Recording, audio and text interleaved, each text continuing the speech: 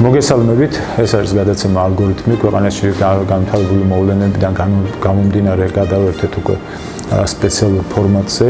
იცით რომ 28 დეკემბერს იგეგმება მთელი საქართველოს მასშტაბით საერთო ჯაჭვი, რაც კიდევ ერთხელ იქნება დასტური იმის, რომ უნდა გავერთიანდეთ ქართველები, ვერთიანდებით რეალურად ახალი არჩევნებისთვის, პოლიტპატიმრების გათავისუფლებისთვის, ერთიანობისთვის და იმისთვის, რომ საქართველოს აღარ მიუბრუნდეს 70 წლიან ჭაობს და აღარ დაუბრუნდეთ იქ უკან, რაც გამოიარეს ჩვენმა წინაპრებმა და რაც გამოიარა ჩვენმა ქვეყანამ. სწორედ ამ თემასთან დაკავშირებით დღეს ჩვენი სტუმარი არის ქალბატონი ლილი ბეგიაშვილი. მოგესალმებით ქალბატონო ლილი და მინდა ვისაუბროთ აი იმ თემებზე, რომელიც თითქოს არ უნდა სჭირდებოდეს არავის ამ თემასთან დაკავშირებით რაღაცა განხილვა, თქვათ მოწვევა, ყველა თვითონ უნდა იღებდეს გადაწყვეტილებას, თუმცა ჩვენ ცხოვრობთ ჰიბრიდული ომის პირობებში, ჰიბრიდული შეტევების პირობებში და ადამიანებს უხატავენ რაღაც პარალელურ რეალობას და თითქოს საკუთარ ახლობლებშიც, საკუთარ საზოგადოებაში, საკუთარ გარემოცვაშიც უაწყდებით ისეთ ფაქტებს, რომ წარმოუდგენელი რეალობის წინაშე ვდგებით და ადამიანებს მაინც სჭირდებათ ახსნა, თუ რის გამო უნდა გამოვიდეთ, რა უნდა გავაპროტესტოთ, რატო გამოდივართ და მინდა რომ აი ამ თემების გარშემო ვიმსჯელოთ და ამ ადამიანებს კარგად აუხსნათ, თუ რის გამო ერთიანდება რეალურად მთელი ქვეყანა და მთელი საქართველო და რის გამო უნდა დადგნენ ის ადამიანებიც ჩვენს გვერდზე, ვისაც დღესაც არ გადაუწყვეტია და დღესაც თითქოს ნეიტრალური და შუალედური პოზიცია უკავია გარკვეულ აი ამ საკითხთან დაკავშირებით. პირველ რიგში ძალიან დიდი მადლობა ინტერესისთვის, მოწვევისთვის. აღნიშნავ იმას, რომ ეს საერთო ჯაჭვი, ეგრეთ წოდებული ერთობის ჯაჭვი, ეს არის საერთო სახალხო ჯაჭვი, სადაც საქართველოს ყველა მოქალაქე უნდა დადგეს ნამდვილად და მიიღოს მონაწილეობა. და რატო? იმიტომ რომ ჩვენ ყველა გავხდით მოწმე, როგორ ჩაგვიტარა რუსეთმა სპეცოპერაცია, რაც იყო არჩევნები, საპარლამენტო არჩევნები. ჩვენ ყველანი ვართ მოწმე და განსაკუთრებით ამ ქალაქში, რომელიც დაიბომბა 2008 წელს, თუ ვინ არის ჩვენი ნამდვილი მტერი, ვინ არის ჩვენი ნამდვილი ოკუპანტი და ვინ ებრძვის ქართულ სახელმწიფოებრიობას და ეს ცალსახად არის რუსეთი. ჩვენ ყველანი მოწმენი ვართ, როგორ მიმდინარეობს ყოველდღიურად მცოცავი ანექსია და ანუ მცოცავი ოკუპაცია, როდესაც რუსეთი ყოველდღიურ რეჟიმში იტაცებს საქართველოს კუთვნილ ტერიტორიებს. და ჩვენ ასევე მოწმეები ვართ, რომ ამ ჰიბრიდულმა ომმა, რომელსაც უკვე 12 წელზე მეტია ახორციელებს რუსეთი, თავის წარმატებას მიაღწია, ეს უნდა ვაღიაროთ, იმიტომ რომ დღეს საქართველოში საზოგადოება არის გაყოფილი, სამწუხაროდ გაყოფილი. ზოგი ფიქრობს, რომ რუსეთი არ არის ან ოკუპანტი, ან თითქოს რუსეთი არ გვებრძვის, თითქოს მას არ უნდა ჩვენი როგორც სახელმწიფოს განადგურება, არა და ამას თუ ვერ ვხედავთ დღეს ქართველები, უკვე ამდენ საუკუნოვანი ბრძოლის და დაპირისპირების შედეგს თუ ვერ ვხედავთ, მაშინ ძალიან სუბიექტურები გამოვდივართ საკუთარი ეროვნული ინტერესების მიმართ. არა და დღეს საქართველოს წინაშე ზუსტადაც ეს ეროვნული ინტერესი დგას ჩემი აზრით, როდესაც ყველა ქართველმა უნდა დაინახოს, რომ საქმე აქვს ძალიან ვერაგ მტერთან, ოკუპანტთან და მის მიერ ჩატარებულ მიტაცებულ არჩევნებს ის არ ეგუება. ის რომ ეს იყო ნამდვილად მოპარული არჩევნები, ეს ვნახეთ ყველამ. არც შემთხვევითი ყოფილა ის, რომ ზუსტად ამ სისქის ქაღალდი იყო გამოყენებული ბიულეტენად, რომ მერე მშრალი მარკერის ნაცვლად გამოყენებული იყო სველი მჟონავი მარკერი.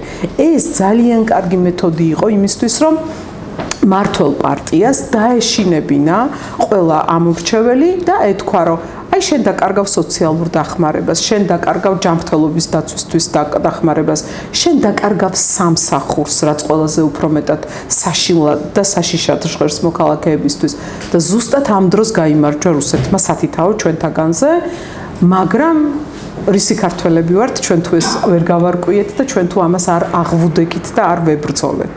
და სწორედ ამიტომ არის მნიშვნელოვანი, რომ არც ერთ შემთხვევაში არ დაგვავიწყდეს, რომ ჩვენ ეს ხმა წაგვართვეს რომ ეს ხმა წაგვართვა რუსეთმა და რომ ჩვენ ახლა ამ სპეცოპერაციის ნაცვლად ვითხოვთ ახალ საპარლამენტო არჩევნებს, რომელიც ჩატარდება თავისუფალ გარემოში, სადაც მხოლოდ ერთ პარტიას, ანუ მართულ პარტიას არ ექნება ესეთი ტიპის უპირატესობა, როგორც ახლა ჰქონდა და ის ვეღარ შეძლებს ჩვენი არჩევანის გაყალბებას. ეს არის უმნიშვნელოვანესი. კი, ძალიან სწორი აქცენტები გააკეთეთ, რაზეც ჩვენ ფაქტიურად წინასაარჩევნო პერიოდშიც ამ თემებზე აქცენტს ვაკეთებდით ხოლმე ყოველთვის, რომ რუსეთი საქართველოში აუცილებლად ჩაატარებდა სპეცოპერაციას და ჩაატარეს კიდეც, რაც ვთქვათ, გამოიხატა ტოტალური მიდგომით, აქ იყო მთლიანობის დარღვევა და აქ იყო დარღვეული არჩევნების ძირითადი ფუნდამენტური პრინციპები, ასევე გამოყენებული იყო შეთქმულების თეორიებში მე ვერ წავალ, თუმცა დიდი ალბათობით გამოყენებული იყვნენ FSB-ს ჰაკერებიც ამ ყველაფერში, რომლებმაც აი ამ საარჩევნო ინფრასტრუქტურაზე მიიტანეს შეტევა. ისინი შეტევებს ყოველთვის ნებისმიერ ქვეყანაში გარკვეულ შრეებზე აწარმოებდნენ ხოლმე არასამთავრობო სექტორის, პარტიული ინფრასტრუქტურის, პარტიების, მედიის წინააღმდეგ თითქოს რაღაც შრეებად ჰქონდათ დაყოფილი და შემდეგ აი ესე ნაწილ-ნაწილ ურტყავდნენ და აგდებდნენ ამ საარჩევნო ინფრასტრუქტურას, რასაც შემდეგ მოჰყვებოდა ხოლმე უკვე კორელაციაში რუსული პროპაგანდისტული მედიების გააქტიურება ამ თემებთან დაკავშირებით და ჩვენ ფაქტიურად რა ვიცი სახელმძღვანელოებში შესატანია ის სპეცოპერაცია შემდეგ უკვე ალბათ ჰიბრიდული ომის სახელმძღვანელოებში რაც რუსეთმა გაგვიკვეთა ამ ეტაპზე.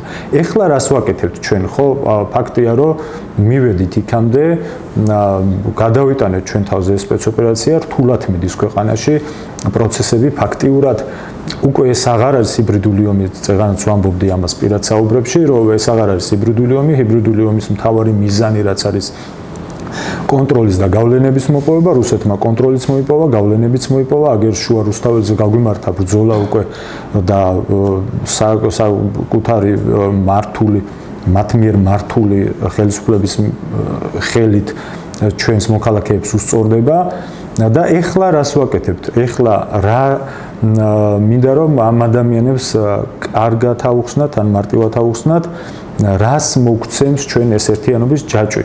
ბევრი ფიქრობს იმას, რომ აი ბრძოლას აზრი არ აქვს, მაინც რასაც ზემოდან იტყვიან, რასაც გარედან იტყვიან და მინდა რომ რაღაცნაირად ეს აუხსნათ, რამდენად დიდი მნიშვნელობა აქვს თვითონ ადგილობრივი საზოგადოების, ადგილობრივი ხალხის ერის აჯანყებას, აქტიურობას, კარგი გაგებით აჯანყებას და აქტიურობას. ზუსტად ამ მიზანს ემსახურება ეს ჯაჭვი.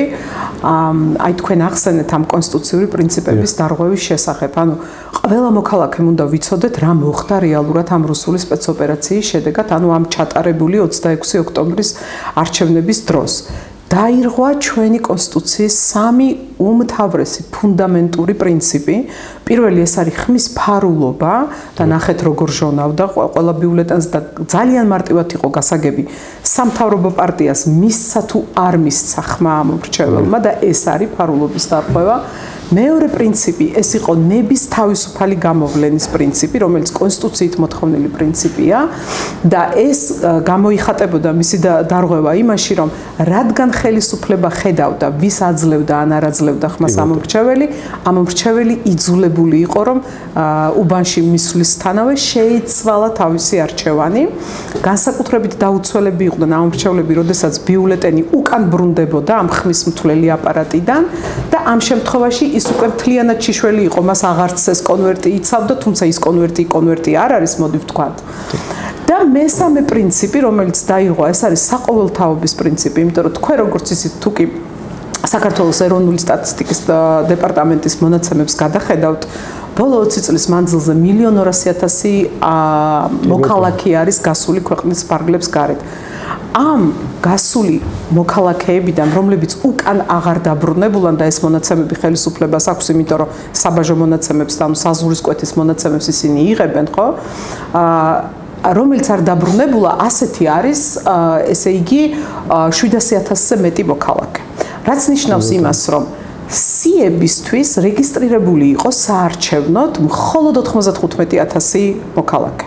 რაც ნიშნავს იმას, რომ მთელი ამხელა განსხვავება 700,000-სა და 95,000-ში 10% გამოვიდა, სადღაც 12%. ძალიან პატარა რიცხვი. და ის რაც ესტონეთმა აქცია საკუთარი თითქოს მინუსი პლუსად ამ ციფრული არჩევნების შედეგად, ჩვენ ვერ გამოვიყენეთ და პირიქით ეს თავის პლუსად გამოიყენა რუსეთმა.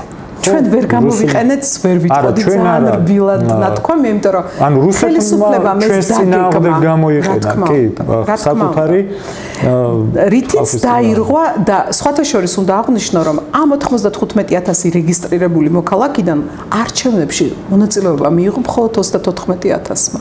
ანუ რაც არის გაუგონარი რიცხვი, ანუ რეგისტრირებულებიდანაც კი მესამედია. შესაბამისად, საყოველთაობის პრინციპზე, რასაც ჩვენი კონსტიტუცია ამბობს, რომ ყველა მოქალაქემ, ვინც მიაღწია 18 წლის ასაკს, უნდა მიიღოს არჩევნებში მონაწილეობა, ანუ უფლება აქვს, რომ მიიღოს მონაწილეობა. ეს პრინციპი მთლიანად იქნა ნიველირებული და დარღვეული. ანუ ახლა ჩვენ მე შეგვექმნა როგორი მდგომარეობა, შედეგები ცხადია კონსტიტუციური პრინციპების დარღვევით მიღებული შედეგები ასევე არაკონსტიტუციურია. ყველას კარგად გახსოვთ, რომ არაკონსტიტუციურად შეიკრიბა ეს თვითმარქვია პარლამენტი და სწორედ ამიტომაც არის თვითმარქვია, რომ პირველ რიგში გაყალბებულ შედეგებს ეყრდნობა და მეორე რიგში კონსტიტუციის სპეციფიკური ნორმა, რომელიც არის კონსტიტუციის 37 მუხლი და ამბობს, რომ უნდა მოიწვიოს პრეზიდენტმა ეს პირველი სხდომა, ეს იქნა უხეშად დარღვეული. და ხელისუფლების აპელირება პარლამენტის რეგლამენტის ნორმაზე, რომელიც არის ძალიან პატარა სიტუაციებში, მხოლოდ რიგ გარეშე სესიების მოწვევისთვის გათვალისწინებული ნორმა, ვერაფრით ვერ შეავსებს იმ კონსტიტუციურ ხარვეს, რაც რეალურად ჩვენ გვიდგას ახლა ქვეყანაში, სწორედ ამ ნორმების დარღვევის გამო არის ეს პარლამენტიც არაკონსტიტუციური. ანუ ჩვენ მართლა თავზე გადაგვახიეს ჩვენივე კონსტიტუცია და შესაბამისად ამაზე პასუხია ეს ჯაჭვი. ანუ პასუხი ამ ჯაჭვში გამოსული მოქალაქეების არის იმაზე, რომ არ ვეგუებით კონსტიტუციით მონიჭებულ ფარულობის უფლების დარღვევას, არ ვეგუებით ჩვენთვის წართმეულ ხმებს, არ ვეგუებით იმას, რომ ამდენი, ანუ მილიონამდე ემიგრანტის ხმა არის ფაქტიურად გაუქმებული და ჩვენ არ ვეგუებით არაკონსტიტუციურად შემდგარ პარლამენტს და მით უმეტეს 29-ში აპირებენ ასევე არალეგიტიმურად ეგრეთ წოდებული ვითომ არჩეული პრეზიდენტის უკვე ინაუგურაციას, რაც არის აბსოლუტური ნონსენსი, იმიტომ რომ ეს პიროვნება არც მისი კანდიდატურა არ ყოფილა საერთო სახალხო კონსენსუსის შედეგი. ის არ გამოხატავს ქართველი ადამიანის არც გემოვნებას, არც პრეფერენციას, არც ქართველი ადამიანის ღირსებას, ხო? იმიტომ რომ თუნდაც ის საკითხი, რომ მას უმაღლესი განათლებაც კი არ გააჩნია, ეს ალბათ თავმოყარე განათლებული ქართველებისთვის უდიდესი შეურაცხყოფაა, რომ ასეთი ადამიანი იწოდებოდეს შენი და შენი ქვეყნის წარმომადგენელი. განამ იზოლაციაში ფაქტიურად დღეს უკვე ღიად თქვეს, რომ არც არავის არ ეძახიან დიპლომატიურ კორპუსს, ელჩებს, ყველას გარეშე ატარებენ როგორც პარლამენტის ხდომა, ძალიან სასაცილო მდგომარეობაში არიან, მაგრამ უკვე რა ვიცი, თავზე ნაცარი დაიმხეს, არ ვიცი, ესეთ მდგომარეობაში ალბათ დედამიწის ზურგზე არის სულ 2-3 სახელმწიფო, ხო, ერთი ალბათ ჩრდილოეთ კორეა, არ მახსენდება, აი თუნდაც ბელარუსი და ხშირად ადარებენ ხოლმე, მინდა რომ ამაზეც გააკეთოთ კომენტარი, რომ ხშირად ადარებენ ხოლმე ბელარუსს და რუსეთს. მე ვფიქრობ, ბელარუსში ეკონომიკას თუ შეხედავს ადამიანი, იქ სოციალური პრობლემები მაინც აქვს იმად გადაწყვეტილი. აქ და რაღაცნაირად ბელარუსი მაინც რაღაცნაირად დამოუკიდებლად ახერხებს თვითკმარი, ხო. კი, დამოუკიდებლად ახერხებს პოზიციონირებას და თვითკმარი რესურსები აქვს. ჩვენ რეალურად დასავლეთის გარეშე რა ვიცი, განწირული ვართ კატასტროფისთვის და 90-იანი წლებისთვის და ჩანს კიდეც უკვე ყველაფერზე, ამ ზონდედაჯგუფებებზე, ამ მოძალადეებზე, სახელმწიფო ინსტიტუტების ჩამოშლაზე. მე მაინც ვფიქრობ, რომ რუსეთი იმას, რასაც ჩვენთან ტესტავს და რასაც ჩვენთან გადის თან მით უმეტეს ხელის შემშლელი, რომ აბსოლუტურად არავინ არ ყავს აქ და ჩვენი ხელისუფლება თავიდან ბოლომდე ხელს უწყობს, სხვა ქვეყნებისგან განსხვავებით, მე მაინც ვფიქრობ, რომ კიდე რაღაცას ამზადებენ ალბათ სხვაგან. და მიგვიყვანა ქვეყანას, რა ვიცი, გადაგვაქცეს აი საცდელ ლაბორატორიად, ხო? აი ესეთი სიტუაცია საქართველოში არასოდეს არ გქონია, არც 90-იან წლებში, არც მას შემდეგ ძალიან ცუდი პერიოდებიც გამოგვივიდა ალბათ შევადრონის პერიოდში, მაგრამ ესეთი რთული სიტუაცია საგარეო ურთიერთობებში არასოდეს არ გქონია, ალბათ თალიბანივით და ჩრდილოეთ კორეასავით ჩავიკეტეთ. რა მოლოდინები გაქვთ თქვენ, აი თუნდაც ტრამპის ინაუგურაციამდე? ორ ნაწილად რო გავყოთ. რა მოლოდინები შეიძლება გქონდეს ევროკავშირიდან და რა მოლოდინები შეიძლება გქონდეს შეერთებული შტატებიდან? როგორი მოქმედებს ეს ორი ძირითადი აქტორი მაინც ჩვენთან მიმართებაში? კი ბატონო, ძალიან მრავალმხრივი კითხვაა და თუ გამომრჩა რამე გთხოვთ რომ შემახსენოთ.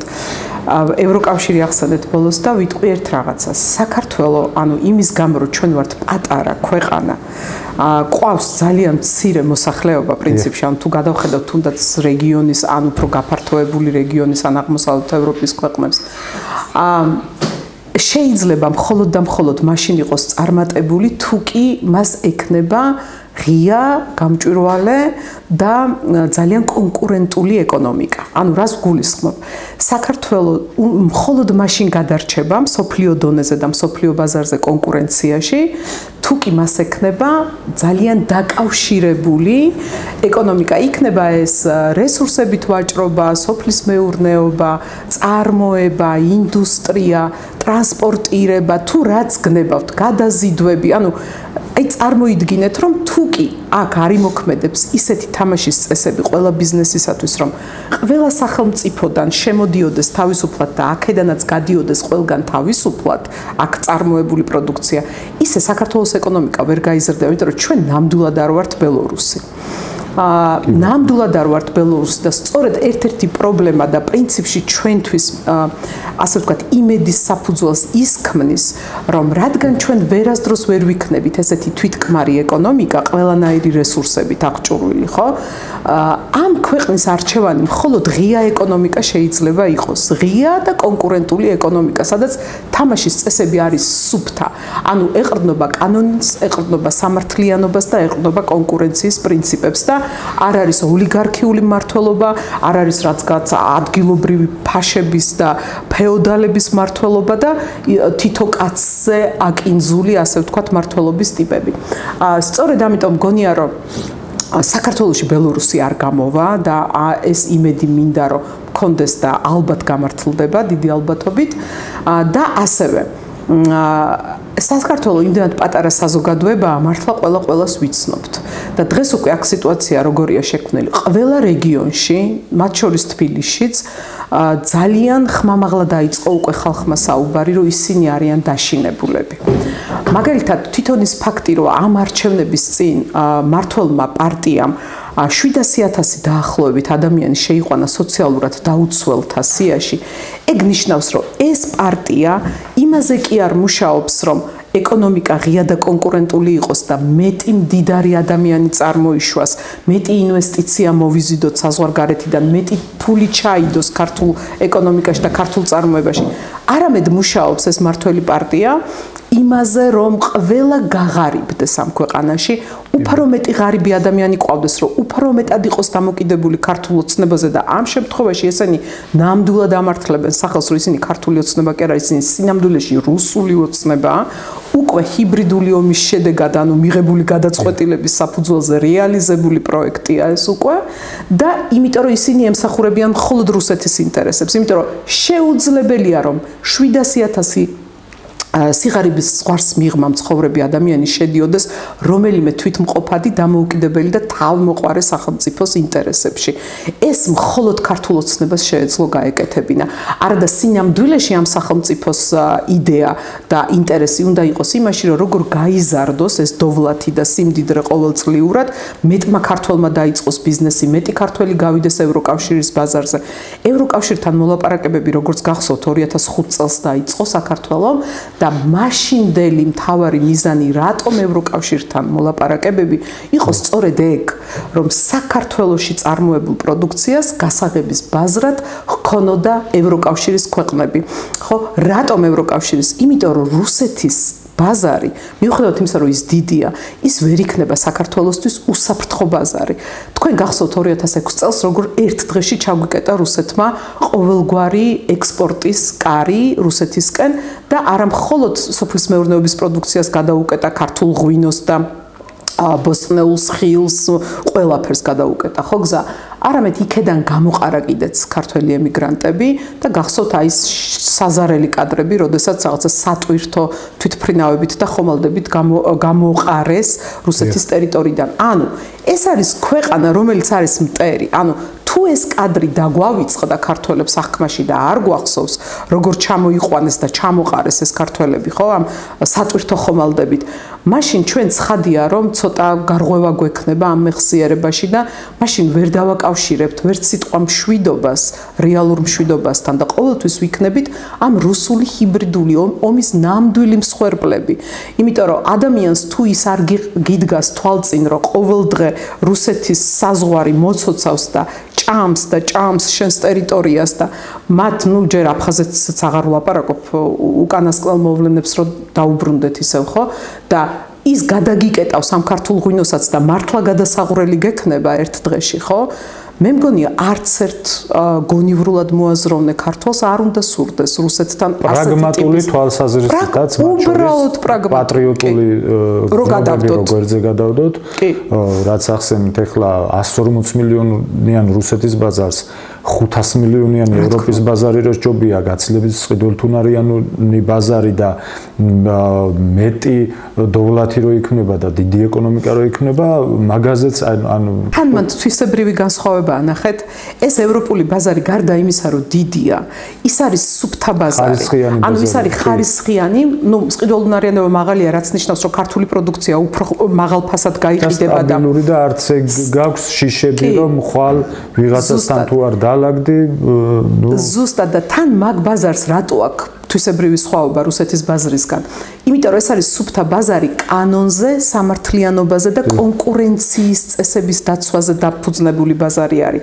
განსხვავებით რუსეთისგან, რომელიც ისეთივე კლანური, ისეთივე ოლიგარქიული, ისეთივე შავი, ასე ვთქვათ და ბნელი წესებით იმართება, როგორც აი დღეს ვიღებთ უკვე სიტუაციას საქართველოში, ხო? ამ ქართული ოცნების ამდენწლიანი მმართველობის შემდეგ. ანუ შესაბამისად ქართული ბიზნესისთვის გადარჩენის და ერთადერთი მომავალი ხედვა შეიძლება იყოს მხოლოდ მიპყრობილი ევროპულ ბაზარზე. იმიტომ რომ ეს ის ბაზარია, სადაც კონკურენციის წესები გარკვეულია, სადაც თამაშის წესები არის კანონზე დაფუძნებული, სამართლიანობაზე დაფუძნებული და არა ისეთივე ბნელი წესები, როგორც რუსეთის ბაზარზეა, რომელსაც შეუძლია, რომ ერთ დღეს მათი მთავარი სანიტარული ექიმი გამოვიდეს და თქვას, რომ დღეს საქართველოსდან ჩვენ აღარ ვიღებთ არანაირ პროდუქციას, იმიტომ რომ მე ასე ჩავთვალე. ანუ შესაბამისად არარაციონალურია, უბრალოდ არარაციონალურია რუსეთისკენ ყურება ამ თვალსაზრისით. მithumetes ის არ დაგვავიწყდეს, რომ ის არის ოკუპანტი და ის არის ჩვენი ტერიტორიების დამტაცებელი და რანაირად შეიძლება, რომ პოლიტიკურ პლასში ის იყოს ოკუპანტი და ეკონომიკაში ის იყოს კარგი პარტნიორი, ეს ხო გამორიცხული. კი ბატონო, აი ეხლაც რაზეც თქვენ კარგია რომ ახსენეთ ეს ეკონომიკური დამოკიდებულება. ფაქტია რომ ბოლო წლებში განსაკუთრებით თუნდაც პირველად სამომხმარებლო პროდუქტებზე ჩვენ მაგალითად მაგ თემებზე მუშაობდით, დინამიკა არის საგრძნობლად გაზრდილი, ვთქვათ, თუ მანამდე იყო ზუსტად აღარ მახსოვს, მაგრამ 50 თუ 60% თუ ქონდა პროდუქტებზე დამოკიდებულება რუსეთზე, ბოლო წლებში არის მიყვანილი 95-96%-მდე. აბსოლუტურად ყველაფერი გააკეთა საქართველოს ხელისუფლებამ იმისთვის, რომ მივჯაჭულიყავით, როგორც ეკონომიკურად, ისე უსაფრთხოების კუთხით.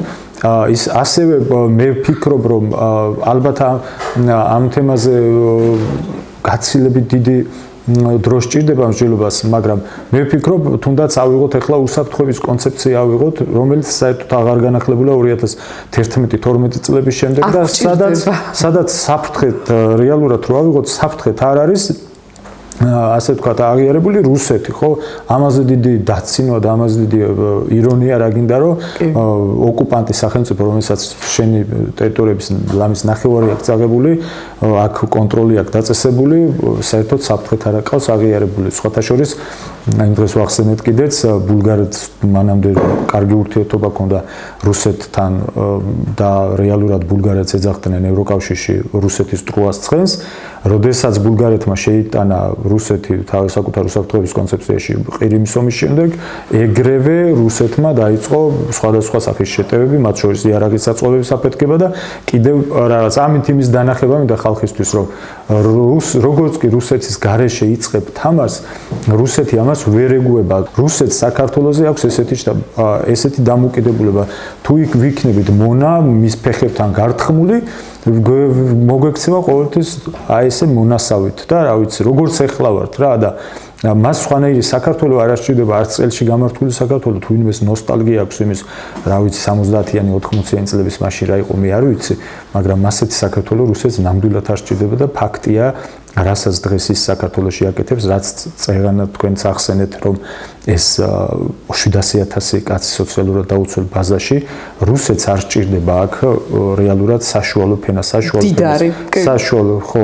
დიდარი და საშუალო ფენა საშუალო ფენის და დიდარი ფენის არსებობა ავტომატურად ნიშნავს იმას რომ რუსული გავლენები და ხელისუფლების გავლენები ხალხზე დაიკარგება და ალბათ მე მართლა ისეთი საოცნებო ქვეყანა გვექნება, როდესაც 4 წელიწადში ერთხელ შევცვლით ხელისუფლებას და არა 10-12 წელი იბატონებს რაღაცა ბატონყმობის მსგავსი ურთიერთობები გვექნება. მინდოდა ქალბატონული გაგეკეთებინათ ევროკავშირზე ნაწილობრივ გავიარეთ და უფრო აი ტრამპის მოლოდინები მინდა მე მგონია რომ აი ქართულმა ოცნებამ ეხა რა მოლოდინებიც გააჩინა ტრამპთან დაკავშირებით და მის ინაუგურაციასთან დაკავშირებით აბსოლუტურად არარეალურია ეს მგონია რომ მისი ამომრჩეველი რომელიც ეხლა ისეთივე მოტყუებულია და პირველ რიგში მისი ამომრჩეველია მოტყუებული რომელმაც წინა საარჩევნოთ ნახა ეს პლაკატები რომ ღირსებით მშვიდობით ევროკავშირისკენ ხო ანუ მათ გაუჩინა ესეთი მოლოდინი რომ ჩვენ ევროკავშირისკენ წავალთ არჩევნების მერე თუ კი მომცემთ ხმას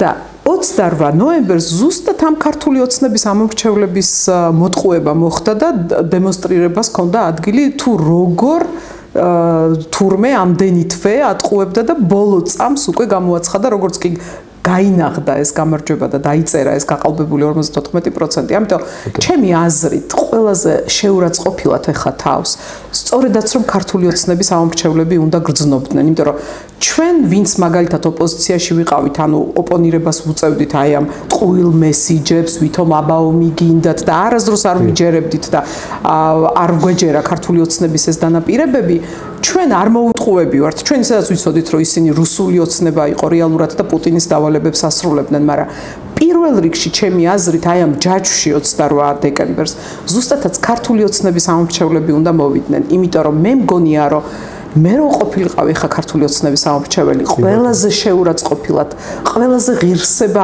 აყრილად, ყველაზე განადგურებულად მე ვიგრძნობდი თავს, იმიტომ რომ მე მივეცი მათ ხმა ხო და გამოდდა რომ მე მომატყუეს.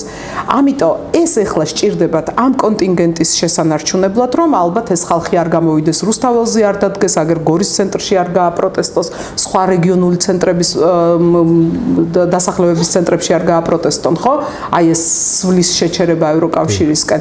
ამიტომ ზუსტადაც ეს ამომრჩეველი უნდა მოვიდეს ახლა და ეს მოქალაქეები უნდა მოვიდნენ და დადგნენ ჩვენთან ერთად 28 დეკემბერს ჯაჭვში.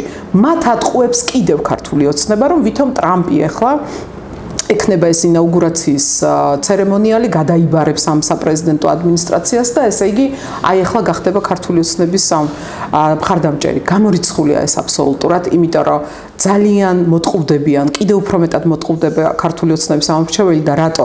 იმიტომ რომ ტრამპი და ამერიკის შეერთებული შტატების ხელისუფლება იმდენად ჩამოყალიბებულ დემოკრატიულ ინსტიტუტებზე და ძალთა ბალანსზე დგას, რომ ერთ ინსტიტუტს რომ რამე შეეშალოს შემთხვევით, იქვე არსებობს მეორე ინსტიტუცია, რომელიც ამას დააბალანსებს. ჩვენ რატო ვართ ახლა ცუდ მდგომარეობაში? იმიტომ რომ ერთი ოლიგარქის ხელშია მოყრილი აღმასრულებელი ხელისუფლებაც, საკანონმდებლო ხელისუფლებას და სასამართლო ხელისუფლებას. აი თქვენ ახლა ხედავთ ხო აი ამ პროცესებს, მოჩვენებით პროცესებს, აი ამ ნაცემი, ნაწამები და დასახიჩრებული ადამიანებისა. ვერც ერთმა ამ ადამიანმა ჩვენ სასამართლოში სამართალი ვერ იპოვა, იმიტომ რომ ის უბრალოდ არ არსებობს ამ სასამართლოში. შესაბამისად, ესეთი სიტუაცია ამერიკაში ვერასდროს ვერ მოხდებოდა და როდესაც ამერიკა მიიღებს ამ გადაწყვეტილებას, ის იმას კი არ შეხედავს ტრამპს, მაგალითად რა პირადი დამოკიდებულებები შეიძლება გააჩნდეს, თუმცა რა დამოკიდებულება შეიძლება გააჩნდეს ადამიანისადმი, რომელსაც გადაყლაპული აქვს მთელი საქართველო, რომელიც ერთ დროს დემოკრატიის შუქურად იწოდებოდა და რომელშიც გატარებული რეფორმები დღემდე მისაბაძი არის რეგიონის თუ უფრო შორი ქვეყნების მთავრობებისათვის და დღემდე ამ გამოცდილებას ვაზიარებთ ჩვენ. ამიტომ არანაირი იმედი, რომ ტრამპი ერთპიროვნულად თუნდაც მიიღებს ამ გადაწყვეტილებას და გვერდში დაუდგება ქართულ ოცნებას ამ ბიძინა ივანიშვილს, აბსოლუტურად გამოვრიცხავ მე ამ ეტაპზე. თან მით უმეტეს ირანში მორბენალ ხელისუფლებას. აი ხო, ეს მინდოდა ზუსტად მეთქვა. ეხა პრემიერი, რომელიც იქ ჩავა და იქ დადგება, რაც არ უნდა დიდი უბედურება მომხდარიყო. შენ რო იცი, რომ ამერიკას სანქცირებული ყავს ირანი, არც უნდა გაგიჩნდეს საერთოდ ესეთი შეხედულება, რომ აი წავალ და რაღაცას მივუსამძივრებ. გამორიცხულია, იმიტომ რომ შენ როცა ხელისუფლება ხარ, წინასწარ თვლი ხო ამ ნაბიჯებს, რომ აი ჩემი ერთი ნაბიჯით, ჩემს ქვეყანას მე რა ეშველება. ან ჩემი ერთი ნაბიჯს როგორ შეხედავენ ჩემი სტრატეგიული პარტნიორები და მე დავაზარალებ ჩემი ქვეყნის ინტერესებს თუ პირიქით ხელს შეუწყობ. შესაბამისად, ყველა დონეზე გამოვრიცხავ, რომ მათ განცხადებებს რაიმე საფუძველი ჰქონდეთ, ეს უბრალოდ არის მორიგი სატყუ არა ქართული ოცნების ამორჩევლებისთვის და მათი მხარდაჭერის შენარჩუნებისთვის და კიდევ მგონია, რომ აი დაშინებული საჯარო მოხელეებისთვის არის ეს გაკეთებული. ევროკავშირის განცხადებები ჩვენ უკვე ვიხილეთ და ვხედავთ როგორ სანქციებზე არიან ისინი ასე ვთქვათ ფოკუსირებულები და დარწმუნებული ვარ რომ ძალიან მალე წამოვაკიდეთ ამერიკის შეერთებული შტატებიდან უკვე პირადი ინდივიდუალური პერსონალური სანქციები და მე მიმაჩნია რომ ეს ის სიტუაცია რომელიც ქართველმა ხალხმა სწორედ ესეთი ჯაჭვებით ესეთი მარშებით რომელსაც ყოველდღე ვუყურებთ ქალაქებში და მათ შორის თბილისში უნდა დავანახოთ საერთაშორისო საზოგადოებას რომ ჩვენ აქ უმრავლესობა ვართ და ეს მოჩვენებითი ტროლბოტებით მართული ეგრეთ წოდებული აი რაღაც მართლა გამოგონილი ვირტუალური რეალობაა რასაც ქართული ოცნება გვაჩვენებდა ამდენი ხანი ეს არ არის რეალურად ქართველი ხალხი ახლა დგას ქუჩაში ქართველი ხალხი ქუჩაში დადგება 28 დეკემბერს და მთელ საერთაშორისო საზოგადოებას ხმამაღლა დაანახებს რომ აქ დგას ნამდვილი ქართველი ერი თავისი ხელში აღებული უკან ძალაუფლებით რომელსაც ითხოვს რომ დაინიშნოს ახალი არჩევნები რომ მე ეს ძალაუფლება გადასცეს იმ კონკრეტულ პოლიტიკურ ძალებს ვინც გაიმარჯვებს უკვე ახალ თავისუფალ და ნების თავისუფლად გამოვლენ საყოველთაო არჩევნებში რაც ყველაზე მთავარია ჩვენ უნდა გვახსოვდეს რომ მოლდოვაში მაგალითად ოლიგარქიული რეჟიმის დამარცხება მოხდა მხოლოდ იმიტომ რომ არჩევნებში ჩართეს მთელი ემიგრაცია რომ არა მოლდოვადან საზღვარგარეთ გადასახლებული მოლდოველები დღესაც ძალიან ცუდი მდგომარეობა იქნებოდა მოლდოვაში იმიტომ რომ იქ მართლა დაახლოებით ნახევარზეა ეს სოციალისტური პარტიის და რაღაც რუსეთის მომხრე მოსახლეობის დემოგრაფია უბრალოდ ასეთი ჩვენთან ასეთი კატასტროფული დემოგრაფია არ არის მაგრამ მიუხედავად ესეთი კატასტროფული დემოგრაფიისა მოლდოვაში მოლდოვამ სწორედ ემიგრანტების ხმების საფუძველზე მოახერხეს რუსეთისგან დასყლდომა და თქვენ ახლა ნახეთ რომ ოქტომბერში მათ რეფერენდუმიც ჩაატარეს და ევროკავშირში ინტეგრაციას მისცეს ხმა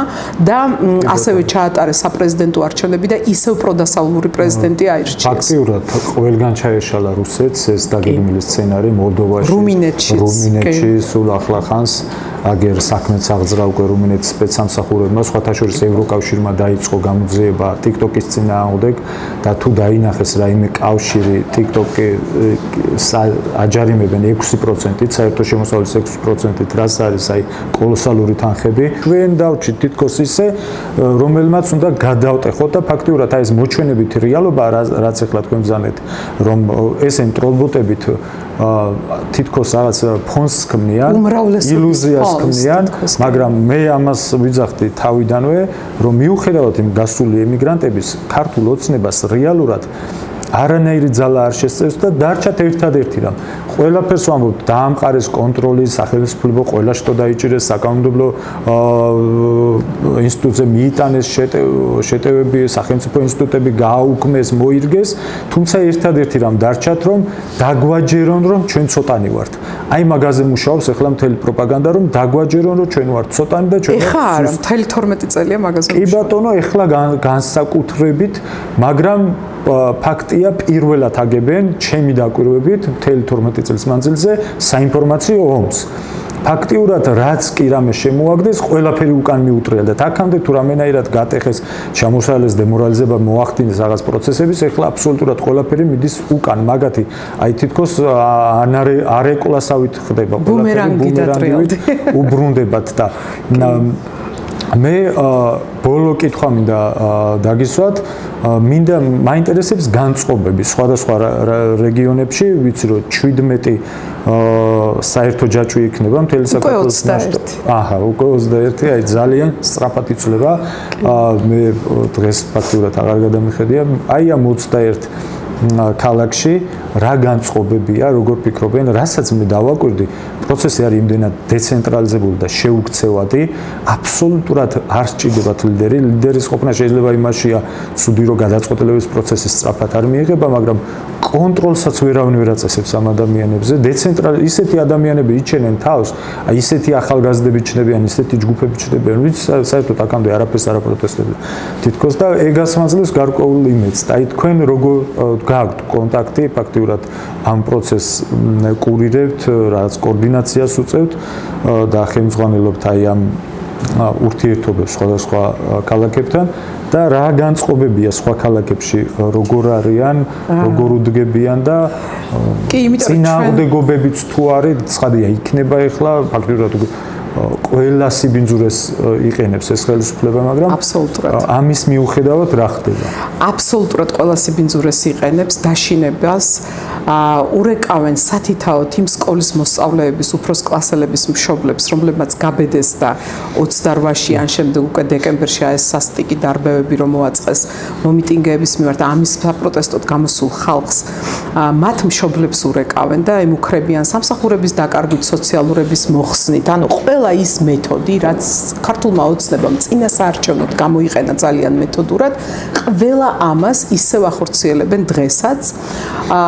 დღეს მოვისმინეთ აბსოლუტურად შეუძლებელი ფაქტი ერთ-ერთი რეგიონში, რომ თურმე სასულიერო პირებიც კი შეაგზავნეს სკოლებში და მათ ატარებინებენ რაღაც გაკვეთილებს და ლექციებს, რომ არ შეიძლება თურმე ამ პროტესტის გამოხატვა, არ შეიძლება რომ სკოლის მოსწავლე წავიდეს. არადა მინდა საზოგადოებას შევახსენო, რომ არსებობს ხალხო ბავშვის უფლებათა საერთაშორისო კონვენცია, რომელიც არის გაეროს ფარგლებში მიღებული საერთაშორისო დოკუმენტი და რომლის წევრებიც ჩვენ ვართ, ანუ საქართველო მას არის შეერთებული ამ საერთაშორისო უფლებების კონვენციას. კონვენციაში პირდაპირ ჩამოთვლია, რომ მათ შორის პოლიტიკური უფლებები აქვთ ბავშვებს. რაც იმას ნიშნავს, რომ თუ პოლიტიკური უფლებები ან ბავშვად ითვლება ყველა პირი 18 წლამდე, ხო? ამ კონვენციის მიხედვით. შესაბამისად, თუ ბავშვს, იმიტომ რომ ის მოქალაქეა საქართველოსი და აქვს პოლიტიკური შეხედულება და მას მიუხედავად მისი ასაკისა 17-ის არის 16-ის, 15-ის, უკვე აქვს ის სიმწიფე, ხო, ის მენტალური სიმწიფეს მიღწეული, რომ უკვე ესმის გაარკვიოს რა არის ტყუილი, რა არის მართალი, ხო, ვინ არის კარგი, ვინ არის ცუდი. როგორ ახლა ეს ბავშვებმა არიციან? ბავშვები ისტორიას რო სწავლობენ, წარსულის გაკვეთილებს რო ასწავლიან მასწავლებლები, ეს პოლიტიკის ნაწილი არ არის?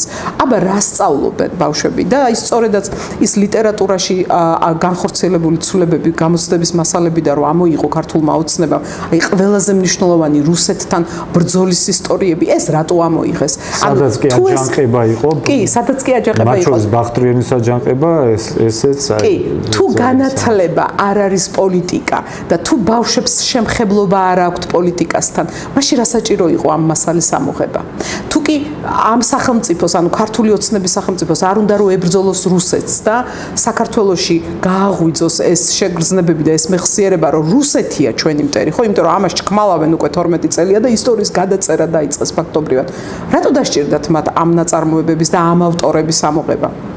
ამ პროგრამებიდან სწორედ ამიტომ, რომ მათი მიზანია, ამ რუსული ოცნების მიზანია, რომ ქართველი აღარ დარჩეს საქართველოში, რომელიც ხმას აიმაღლებს და იტყვის, რომ ეს ჩემი მიწაა, აქ ჩემი წინაპრების სისხლია დაღვრილი და ამიტომ აქ დამოუკიდებლად უნდა ვიცხოვრო და ისე ვიცხოვრო თავისუფლად, როგორც ქართველის სულს და გონებას გაუხარდება. აი სწორედ ამის წაშლას ცდილობენ ახლა, ამას ვუყურებთ ახლა ჩვენ ზუსტად ყოველდღიურად და ანუ ამიტომაც ესე არც გვისმენენ, არც გვიყურებენ, ერთ თვეზე მეტია ხო ვდგავართ რუსთაველზე და რა შეიცვალა რამე მათ რიტორიკაში, ან მათ ქცევებში, ანუ ძალაუფლებას ხო ხალხი ვანიჭებთ, მაგრამ არც კი გვისმენენ. ვითომც არც ვარსებობთ, იმიტომ რომ მათთვის მხოლოდ ერთია, ანუ პუტინთან როგორ მოახდინონ ანგარიშ ვალდებულება როგორ მოიხადონ და როგორ ჩააბარონ ეს ანგარიშები, ვინ რა კარგად ვცემეს, ვინ როგორ დაასახიჩრეს. აი ახლა სხვათა შორის ბელორუსში ხო ზუსტად ეგ მეთოდი იქნა გამოყენებული. და ჩვენზე არ იმუშავა ფაქტია. იმედია რომ არასდროს არ იმუშაობს. იმიტომ რომ მათ ფსიქოტიპიც კარგად ჰქონდათ შესწავლილი, მუშაობდნენ დივერსიული ჯგუფები, მუშაობდნენ რეგიონების მიხედვით, მუშაობდნენ ასაკობრივი სეგმენტის მიხედვით, პროფესიული სეგმენტის მიხედვით, სხვადასხვა კომუნიტებზე, მაგრამ ფაქტია რომ მათ საბოლოო ჯამში რაღაცა ქართული გენი თუ ქართული მენტალიტეტი ვერ გამოიცნეს კარგად. მიუხედავად იმ 200 წლიანი მმართველობის თუ 200 წლიანი ურთიერთობების, რაც მაგ ქვეყანასთან გაგვაჩნია, მათ ჩვენთან ფაქტიურად ჩაუვარდათ, ხო, მაგ მიმართულებით და ძალიან დიდი იმედს იძლევა ეს ყველაფერი. მადლობა. იმიტომ რომ ნამდვილად გავდა ეს საერთო ეროვნულ გამოღვიძებას. კი ბატონო. ანუ კარგია რომ ამასობაში ეს ახალგაზრდა თაობა წამოგვეწია და არა მხოლოდ ახალგაზრდები, ხა არ დგანან ხო ამ აქციებზე მხოლოდ ახალგაზრდები და რაღაც პატარა ასაკის ადამიანები. ანუ ხალხი, რომელიც შეიძლება ამდენ ხანს ხმას არ იღებდა, ყველამ უკვე დაინახა, რომ ეს ბოლო ბასტიონია. ანუ ეხა თუ მე გავჩუმდები და თუ მე არ გავაკეთებ ჩემს გასაკეთებელს, უკვე sabოლოოდ წავაგებ ამ ქვეყანას რუსეთთან. რეალურად ეროვნულ განმათავისუფლებელი მოძრაობის პირობებში ვიმყოფებით. მიუხედავად იმის, რომ დამოუკიდებლობა გაგვაჩნია, მე ხშირად ვადარებ ხოლმე, კი ბატონო, მოჩვენებითი 88-99 წლების პროცესს, როდესაც გამოცალკევება მიდიოდა საქართველოს საბჭოთა კავშირიდან. ამიტომ ეს გამოღვიძება უნდა ვაჩვენოთ 28 დეკემბერს 3 საათზე. იმით ვიტოვებ და მოუწოდებ კიდევ ხალხს, რომ გავაპროტესტოთ, ძალიან დიდი მნიშვნელობა აქვს თითოეული ადამიანის იქ ადგილზე დგომას. მე გავიხსენებ გუშინ ყავდა სტუმრად ჩვენ გადაცემაში ავტოტიტვინიძე, რომელიც დაასახიჩრეს, ისე სცემეს დაუმტვრიეს ფაქტურად სახეცვლები და ამ ბიჭმა ესეთი რამე თქვა, რომ როდესაც დაჭერილი ვიყავი და იქ ჩემთან ერთად პოლიციელები იყვნენ მეორე დღეს და როდესაც ამათ დაინახეს ისე 200,000 კაცი გარეთ, გაგიჟდნენ და ტელეფონს სკროლავდნენ გიჟებივით, რომ კიდე 200,000 კაცი გამოვიდა, ანუ ელოდებოდნენ, რომ იმის ნახევარი გამოვიდოდა, მაგრამ ორჯერ მეტი გამოვიდა და შოკში იყვნენო და ყველა თითოეული ჩვენთაგანის დგომას აბსოლუტურად ეს იქნება საკუთარი რეგიონი, საკუთარი ქალაქი, თბილისი, ბათუმი, ქუთაისი, სადაც არ უნდა იყოს, თავარია გავაპროტესტოთ, თავარია ვიბრძოლოთ და ეს ბნელი ღამეც დიდ რაღაცა მალე დასრულდება და მალე გამოვალთ იმ, რა ვიცი, მოჯადოებული წრიდან და სპირალიდან, რაზეც აი ეს ხელისუფლება გვატრიალებს. მადლობა.